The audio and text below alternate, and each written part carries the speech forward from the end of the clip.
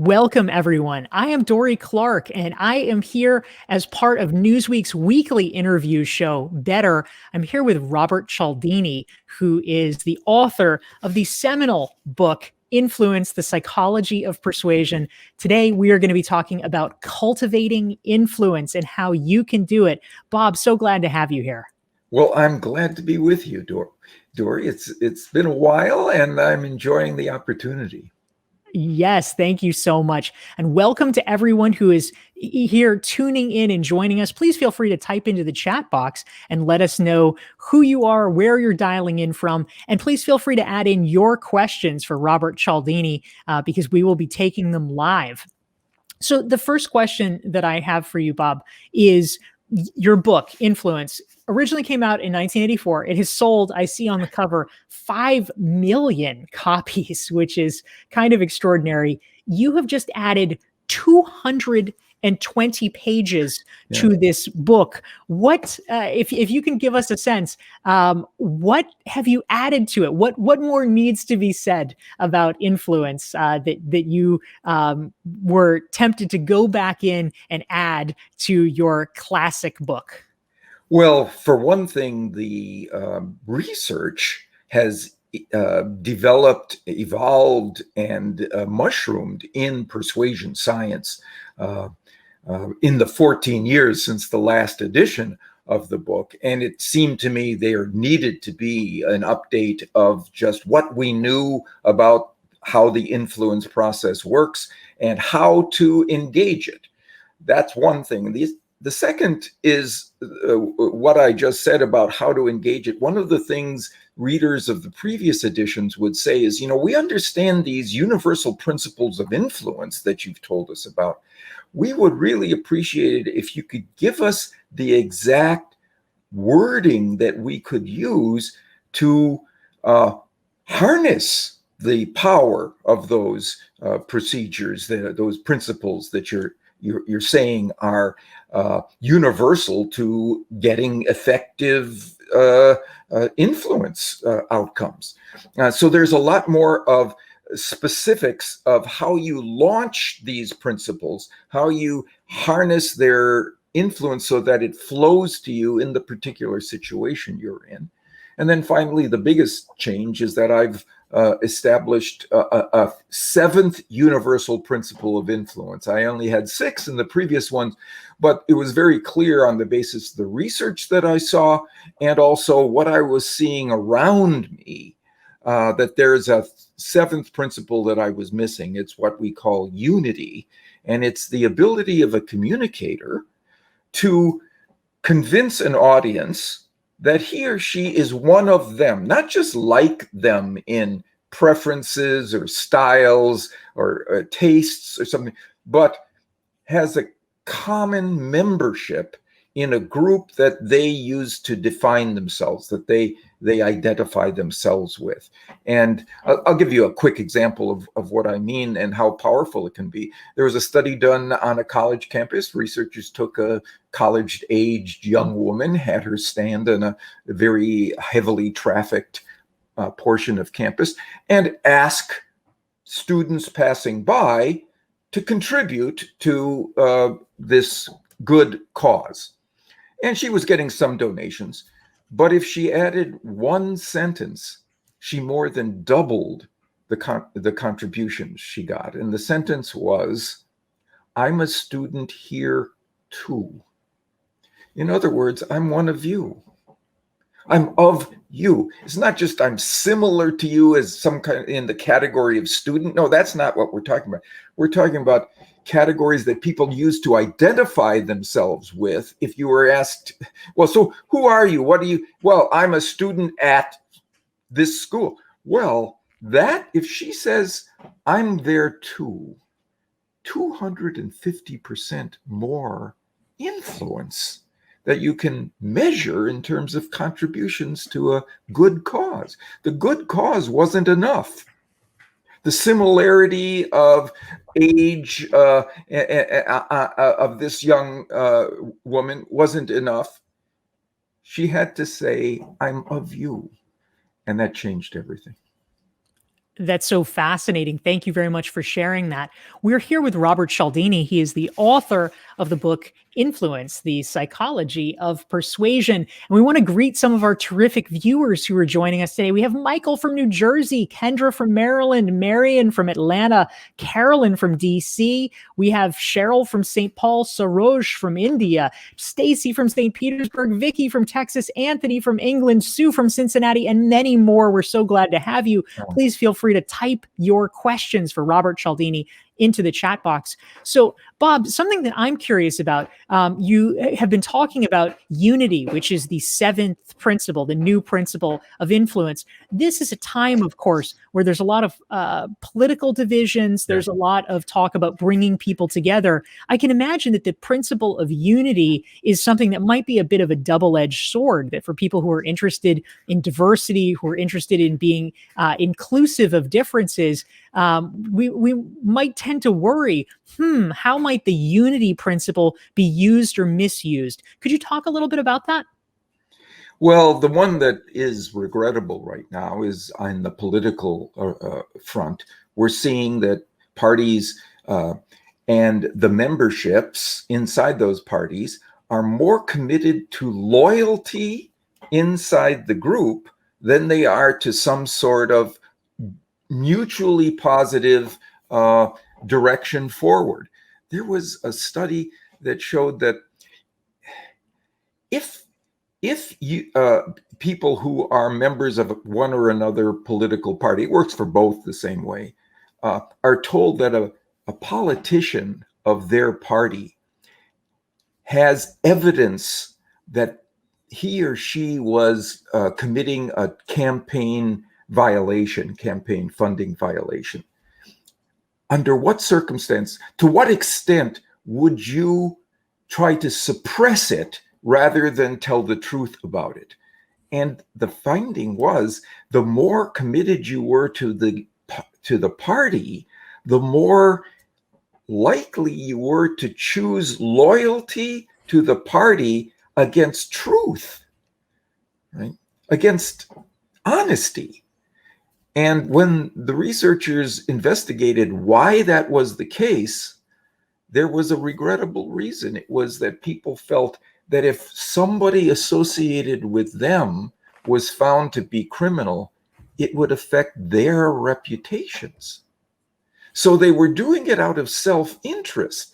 The sense of being bonded with the other members of a group caused them to be willing to be dishonest and even suppress evidence, because they didn't want to be associated with someone who had that kind of reputation. It would flow to them. So that's the negative side of it. The positive side is when we can arrange for people to see us as one of them, right? They become much more willing to be cooperative, to be trustful of us, to be, and if we can point to those things, then we become more influential as a result, more effective in moving people in directions that we think are best for them. I think that's such an interesting point. Thank you for raising that, Bob. And Kendra asks a related question that I think is one that might be on a lot of people's minds, that ties in about, honestly, how we can try to leverage ourselves to become better people. She wants to know, how do we help ourselves, or others for that matter, remain open to hearing from those who are not like us? If it's clear that that the unity principle is just not necessarily in play, if people really are different from us, how can we avoid in ourselves the knee-jerk reaction of othering the other person? Of othering. Yeah, and it is to search for, identify, and then raise to the surface commonalities with these individuals that we didn't know existed. There was a lovely study of negotiators who were bargaining with one another over email. Right? They weren't allowed in the same room because of COVID and all these kinds of things. They were bargaining over email, which is the most bloodless, of all communication channels we have ever developed. There's no humanity there. There's just some cipher on the other end of cyberspace somewhere, and you're negotiating with this person. And they found that under those circumstances, the negotiators were stymied. They had deadlocked negotiations 30% of the time. They walked away with nothing. Each side said sorry, and they walked away. No agreement, nothing. Half of them, however, were first asked to send some information about one another across before they began the negotiation, right? What are your interests? What are your hobbies? Where did you grow up? What was your major in school? These kinds of things, right? And they found that act of exchanging information reduced stymied negotiations from 30% to 6%. Now, the researchers who were thrilled at this had first explained it in terms of, well, you're humanizing the other person. By giving a lot of information about that other individual you didn't know, you made that person seem more like a person instead of just somebody else, clicking keys somewhere. But that's not what they found when they looked deep into the data. It wasn't the amount of information they knew about the other individual. It was whether that information revealed commonalities that they didn't recognize. You're a runner? I'm a runner. Oh, you have teenagers? I have teenagers. You're an only child? I'm an only child. Those were the kinds of things that created room for giving grace to one another who started out as adversaries, right? Now they came together and were much more likely to produce mutually beneficial outcomes. That is fantastic. Thank you for sharing that. And in fact, you've given me an opportunity for another plug off my shelf, because I am, in fact, a Robert Cialdini true believer. So this study gets talked about in one of your other fine books. Yes, 50 scientifically proven ways to be persuasive, which is another wonderful book in addition to your newest one, Influence, the updated edition. So we love that. Thank you so much. And a question came in from someone who wants to see you and raise you above and beyond commonalities. Our friend Harsha in London is curious. He says, "Dear Dr. Cialdini, big fan of your work. Always mention it on my podcast. Above and beyond commonalities, do you have other suggestions for building rapport when meeting someone for the first time?" What are your thoughts on that, Bob? Interesting question, because it aligns with a question one of my colleagues raised. His son had just turned 13, so he's a teenager. And he was going around, my colleague, and asking people whose judgment he trusts, what is the best advice I could give my son? His name was Liam. As he begins being an adult, what would steer him best from your standpoint of how could he be more influential and reduce the barriers between him and other people who he didn't know? And so here's the advice I gave him. Advise him when he goes into a situation with people he doesn't know, he's not familiar with, right? Advise him to expect the best from those people and of those people, because that will allow him to be generous with them. Expecting them, the best from them and of them, the kind of people they are, will allow him to be generous. And that generosity has 3 downstream consequences that align with the 6 principles of influence, 1 each. The first is, if you're generous with people, they like you more, right?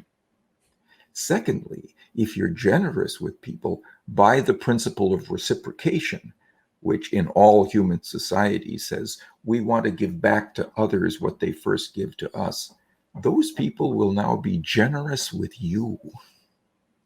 And finally, once they perceive themselves being generous with you, giving you resources, trusting you with these resources, and being cooperative as a consequence, right? They will have made a commitment to you and your outcomes, and they will want to be consistent with that positive view of you and their intentions to do well for you into the future. So you've got liking, you've got reciprocation, and you've got commitment and consistency, all working from that generosity that you begin with. But you have to create the generosity by making a mindset shift.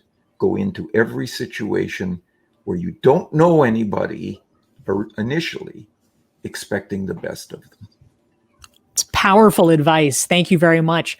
This is Dorie Clark. I am here with Newsweek for our weekly interview show, Better. We're here with Robert Cialdini. He is the author of Influence, The Psychology of Persuasion. If you would like to learn more about his work and get his book, go to his website, influenceatwork.com. And if you'd like to make sure you never miss one of our weekly episodes, you can go to dorieclark.com and download a free self-assessment and join my email list so you can get regular updates about our fantastic guests. If you're enjoying this conversation, hit the like button, hit the share button so that your friends and colleagues can benefit from it as well. And to the point that you just raised, Bob, about reciprocity, Darcy actually was curious. She said, I'm wondering whether you think the strategy of reciprocity has shifted in recent years. She says, I'm not certain people anymore feel the same natural reciprocal obligation as in the past because it's just been used and overused so much. Do you have thoughts on that? Do you feel like people are a little bit perhaps burned out on the reciprocity aspect, or is this just so ingrained in human nature that it's going to be forever? No, I think Darcy's right that we've had a set of experiences where people have tried to exploit it by beginning by giving us something we didn't even ask for or didn't even want, but feel trapped by the rule of reciprocation that says, okay, now I owe this person something, right? That is worrisome.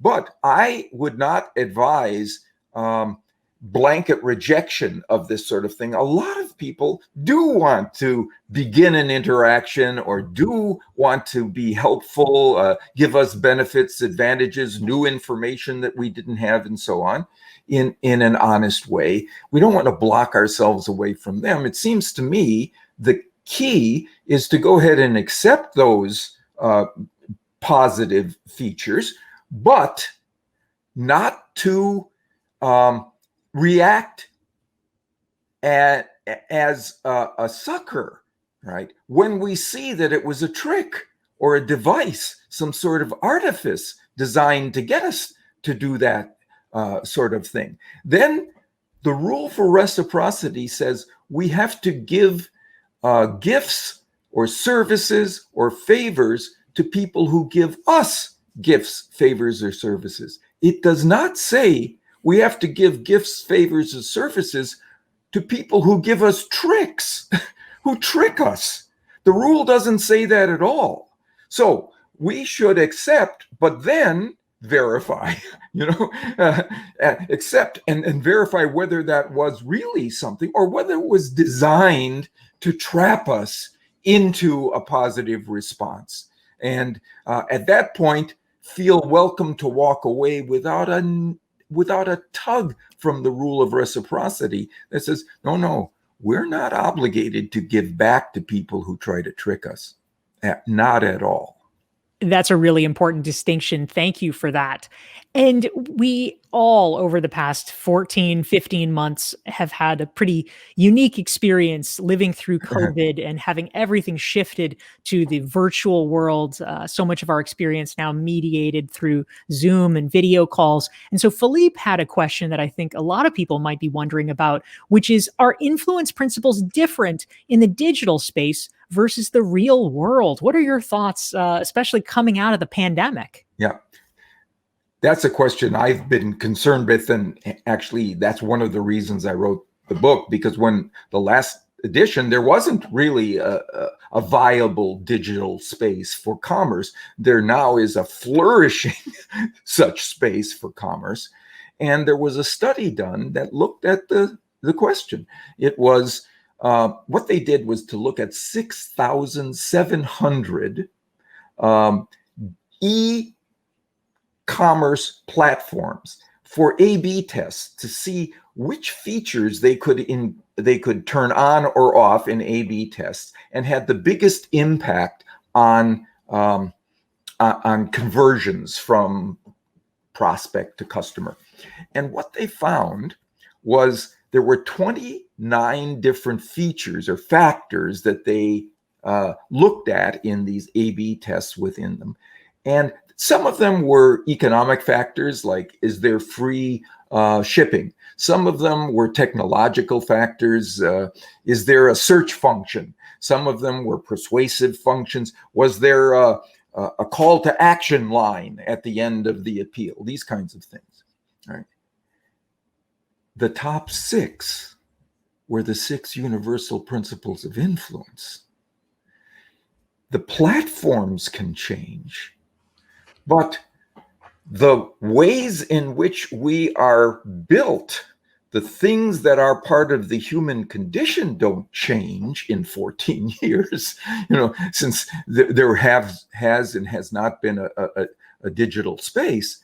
No, we're still the same people. We still respond positively to the things that have in the past been good shortcuts for us to use to move us in proper directions. Now, with that said, I'm going to seem to say something opposite, but it's not really opposite. Although the power of these principles remain on digital platforms, just as they do in face-to-face or mail or phone platforms, right? One of the principles has become much more accessible to us to employ in deciding whether to say yes or no. And that's the principle of social proof, that says one way that we can reduce our uncertainty about whether we should step forward and make ourselves available to a product or service, or we should partner with somebody, or we should vote for somebody, whatever the request is, right? One of the ways we can reduce that uncertainty is to look at what our peers are doing. What are the people around us like us doing in this space, right? And we now have, because of the internet, access to throngs of individuals that we would never have had access to in terms of their opinions, their experiences, their ratings of the things we see on the internet that are available there, right? We now have access to people all over the world who we can check in on and see how they experienced this idea or proposal or recommendation or product or service. That has made that principle of social proof come to the surface in terms of how frequently we can access it. I saw an article that said that people who consistently purchase and shop online, 98% of them first check product reviews before they buy. 98%? Dorie, we can't get 98% of the people in the world to believe that the earth is round. But we get 98% piling into this particular way to decide whether or not to be influenced, right? So social proof That's the one that's gotten the most traction since online platforms have become available to us. It's a really helpful distinction. Thank you very much for that, Bob. Again, we are here with Robert Cialdini. He's the author of Influence, The Psychology of Persuasion, with the new edition. If you want to learn more about Bob and his work and get his book, you can go to influenceatwork.com. And if you want to make sure you never miss one of our weekly episodes, go to dorieclark.com/LinkedIn. You can follow me there and get all of our updates. So we had a great question come in, Bob, which I'm curious about. I think probably a lot of folks are. It's about how can we leverage influence to influence ourselves? Irina wants to know, could you please share one or two ideas on how somebody could influence him or herself to keep working toward their goals when they might be a little frustrated? They might not see a solution or progress. Is there a way that we can apply this to sort of outsmart ourselves? Yes, and there is. That's certainly the case. There's a lovely study that was done in Canada at in Montreal, and it had to do with a team of people who were making calls from a university there, trying to get alumni to contribute to the university's general fund, and they were given a piece of paper that had the tips on it that they should be sure to hit when they engaged on a phone call one of these alumni. And half of them, the piece of paper was blank except for the tips. The other half had a picture of a runner winning a race behind the tips. Those people, right, collected 60% more funds because what was prominent in consciousness while they were doing this was an image of high performance, of achievement, of success. And that drove them to be more successful in their exchanges with the people on the phone. Now, we can do that, right? Now, here's the key, though, for ourselves. Put a picture of a runner winning a race on your screen as you're doing something that requires a lot of drive and energy and a focus on success. Now, here's the best part of it. These researchers did a follow-on study where they looked at where success didn't mean energy and activity and drive, but meant the opposite. Stepping back and being contemplative and thoughtful, pensive, thinking hard about a problem. They gave people difficult problems to solve, business problems to solve within a certain amount of time. And half of them had a picture of Rodin's The Thinker on it, where thinking was now high in consciousness as a result. When they look at the number of items that were solved, number of problems that were solved, those who got the picture of the runner winning the race, that didn't increase their solutions at all compared to a control group that didn't get any image at all. But those who got the thinker solved 48% more problems. Okay, we can do this. We can do this to ourselves. We can structure our environments in such a way that we will be consistent with a particular kind of image or value that has been raised to our consciousness, right? And produces better outcomes for us as a result. So great. I love that. Robert Cialdini, we have time for perhaps just one more quick question, but this is an important and timely one. It's one that I know from news articles that you have weighed in on before, and we'd love to hear your thoughts. Dr. D.T. Ogilvy has written in and wants to know, if you were advising President Biden on how to address vaccine hesitancy using your principles of influence that you talk about, what would you advise on this pressing public health issue? Interestingly enough, I would use unity. That is, there's research to show that there's a very powerful kind of communicator that if we give airtime to, changes people who are hesitant or resistant of moving in a particular direction. It's called the convert communicator. This is somebody who used to believe, right, what the hesitant people currently believe, but got a new piece of information or an experience that changed their mind. So you're giving these folks a communicator who is of them. They can't dismiss this person as saying, "Oh, that's not me. That's somebody else. This is somebody who believed exactly what you believed, and then had an experience." Let's say, my mother wouldn't wear a mask, wouldn't get vaccinated, and she got the COVID and she passed this week. So some kind of message like that, very powerful, because it's coming from someone who is of you.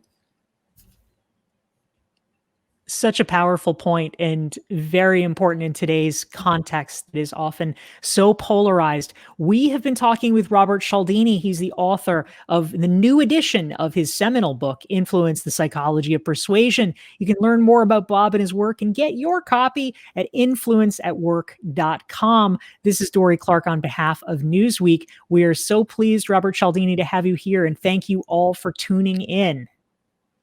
I enjoyed it. See you next week, everyone.